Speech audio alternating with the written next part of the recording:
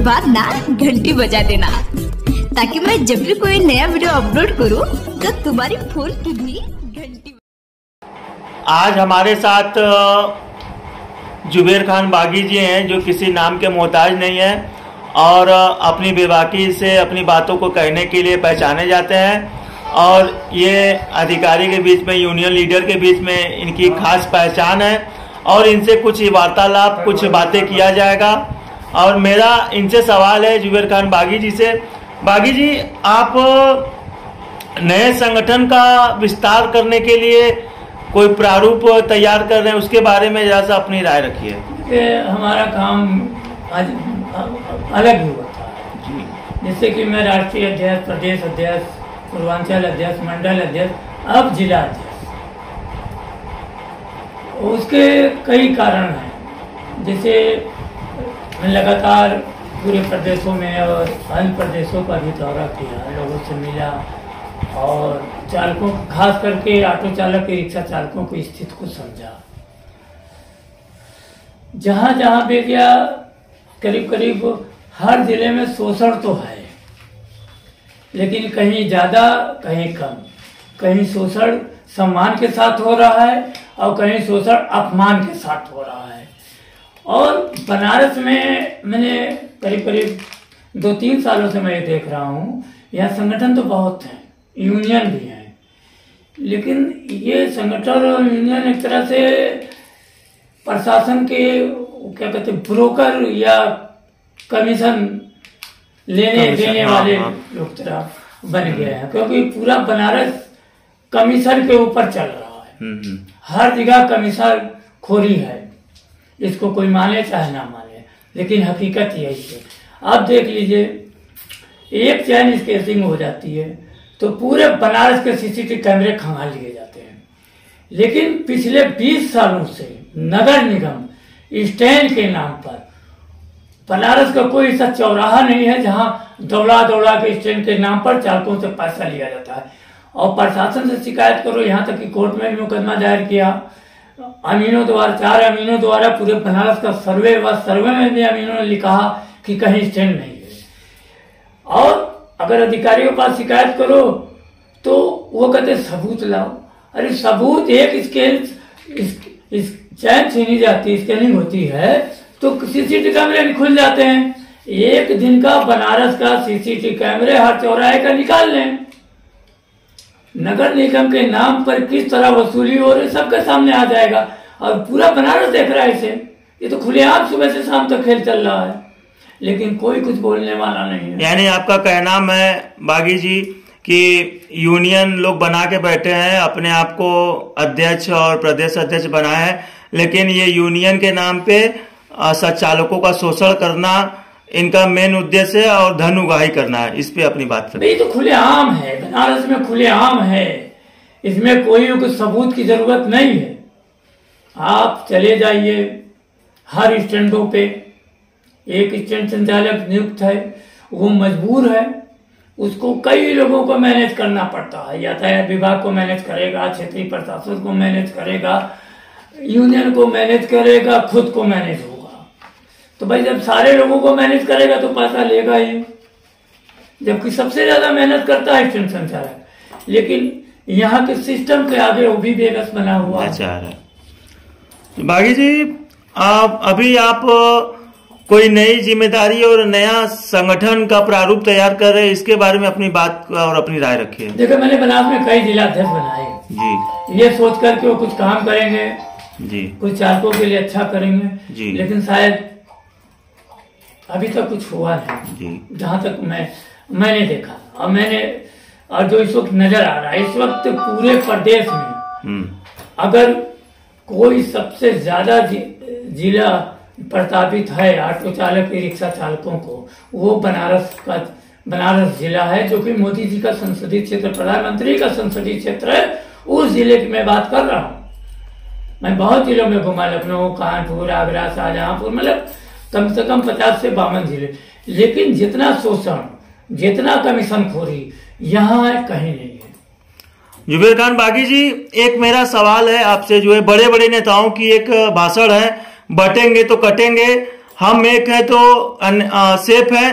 तो हमारे e rickshaw 26,000 e rickshaw चालकों को तो प्रशासन ने बांट दिया, और बड़े बड़े नेताओं की बाइट है, भाषण है कि बटेंगे तो कटेंगे, तो हमारे चालकों को बांट दिया गया। तो इसमें आपकी राय हम समझना चाहते हैं। ये कोई बात कहने की कि बटोगे कटोगे, एक रहेंगे सेफ रहेंगे, ये तो सारे लोग जानते हैं, ये चिल्लाने की तो जरूरत है नहीं। लेकिन जहां तक रही ई रिक्शा चालकों की बांटने की, तो गलतियां किया प्रशासन ने, अंधाधुंध उन्होंने रजिस्ट्रेशन किया, अंधाधुंध रजिस्ट्रेशन किया, जगह है नहीं। अब इनके पास कोई ऑप्शन नहीं बचा सिवाय कोई तिगड़म लगा के किसी तरह इनको कम किया जाए। तो उस आधार में उन्होंने बांटा। कुछ जिनके गाड़ियों के पेपर वगैरह सही नहीं थे, कुछ इस तरह खत्म होंगे, कुछ इस तरह खत्म होंगे कि उनकी कमाई नहीं होगी, दूसरा काम ढूंढेंगे। और ये जो रूट वाइज जो सिस्टम लागू हुआ, इसमें हजारों ई रिक्शा खत्म हुए। किसी ने काट दिया, किसी ने पूछ दिया, कोई खड़ा करके सड़ा रहा है। तो होना था और ये होगा, और ये लाइलाज बीमारी है। मैं 3 साल से चिल्ला रहा हूँ कि ई रिक्शा एक दिन लाइलाज बीमारी बनेगी, और वो आज लाइलाज बीमारी हो गई। इनके पास कोई इलाज नहीं है। ये जो करना हो, रूट करें, फूट करें, शूट करें, इलाज इनके पास नहीं। और अब भी ये रजिस्ट्रेशन नहीं रोक रहे, जो मुख्य समस्या है उसको नहीं बंद कर रहे हैं। ई रिक्शा चालकों को अब जैसे इन्होंने रूट बनाया, एसपी ट्रैफिक साहब तो बड़ी बड़ी बातें करते हैं, मैंने जाम की समस्या खत्म करती है, मेरी पेट थपथपाई जा रही। लेकिन हकीकत क्या है, ये रूट लूट का जरिया बना हुआ है। 3,000 रुपये कमीशन एकदम फिक्स है, बिना बारकोड की गाड़ी पकड़ा गई तो वो तो है ही है। जरा से इधर से उधर चले तो कर थोड़ी दूर के लिए नहीं, लेकिन कितने चालकों ने शिकायत की जी। अब किसी चालक को कोई काम है, खाली गाड़ी लेके जा रहा है, सुनने में आ रहा है, उसका भी चालान कर दे रहे हैं। अरे भाई, किसी को इमरजेंसी हो, सवारी नहीं ना बैठाया है। जबकि ये उनका ये तर्क था कि जो खाली गाड़ी लेके जाएगा उस गाड़ी को नहीं रोका जाएगा, लेकिन फिर भी रोका जा रहा है। तो इन अधिकारियों की बात पे विश्वास भी खत्म हो गया है।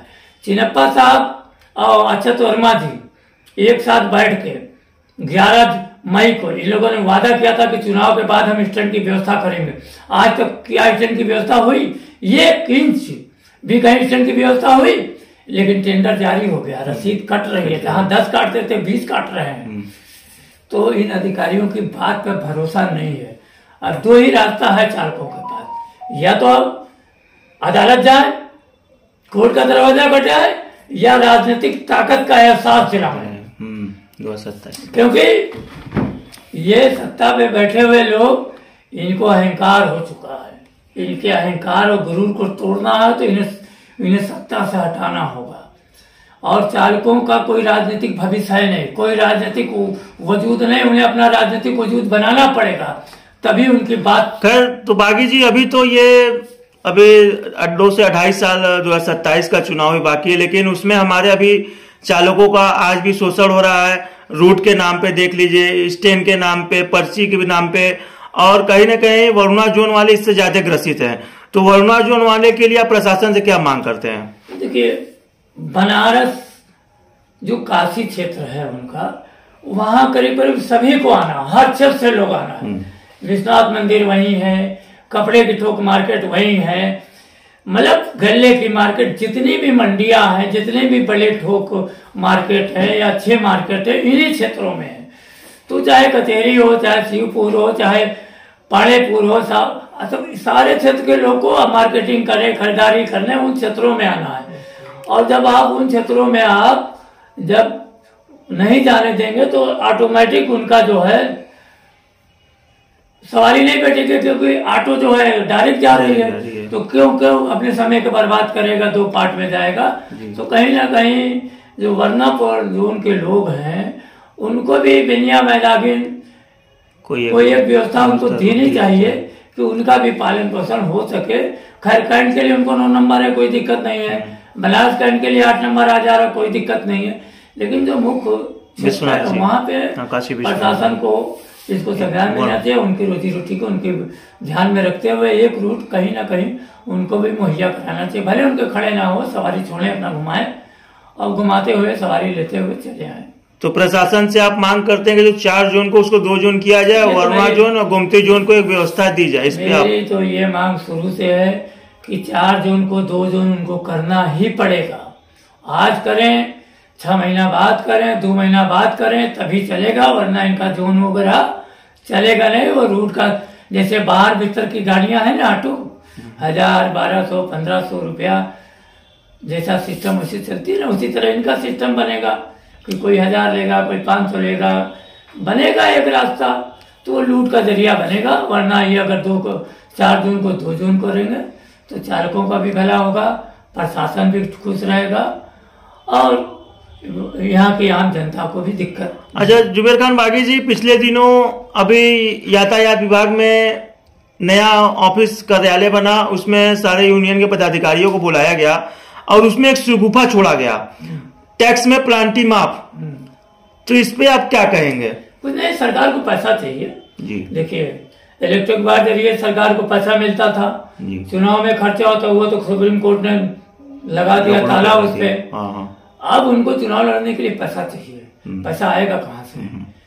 और सबसे आसान रास्ता पैसा लेने, जैसे अभी किसी थाने और चौकी पे किसी सिपाही को 10,000 रुपए की जरूरत हो तो कहेगा चले जाओ, गाड़ी रोक के चेक करना शुरू करो, 1 घंटे में 10,000 रुपये लेके जेब में चलाएगा, उसका काम है। तो सबसे आसान तरीका है, चालक जहां जरूरत हो पकड़ लो, उसको बंद कर दो। वो तो शुरू से चला आ रहा है, ये कुछ नया नहीं है। ये सुगुफा था यातायात विभाग के, यानी कि टैक्स से जमा करो, प्लांटी माफ करो। उन्होंने टारगेट भी बताया होगा। हाँ, 25 लाख रुपए का टारगेट यूनियन के पदाधिकारियों को। टारगेट मतलब क्या? जिसका बाकी वो जमा करो, उसमें टारगेट की क्या जरूरत है? तो टारगेट का मतलब 25 लाख रुपया बनारस आरटीओ को, सरकार को देना है। टारगेट ये है, टारगेट टैक्स जमा नहीं करना। टैक्स भाई जिसका टूटा है वो दे, 25 लाख हो, 15 लाख हो, 10 लाख, उसमें टारगेट फिक्स करने की क्या जरूरत? लेकिन सरकार ने टारगेट फिक्स किया आरटीओ को कि तुम्हें 25 लाख मुझे देना है तो देना है। चलिए, धन्यवाद जुबेर खान बागी जी। इतनी बेबाकी से अपनी बात को रखें और ऐसे ही चालकों का हित में ध्यान रखें। और हमारे इस न्यूज चैनल के वेबसाइट को आप लोग सब्सक्राइब करें, लाइक करें और शेयर करें। धन्यवाद।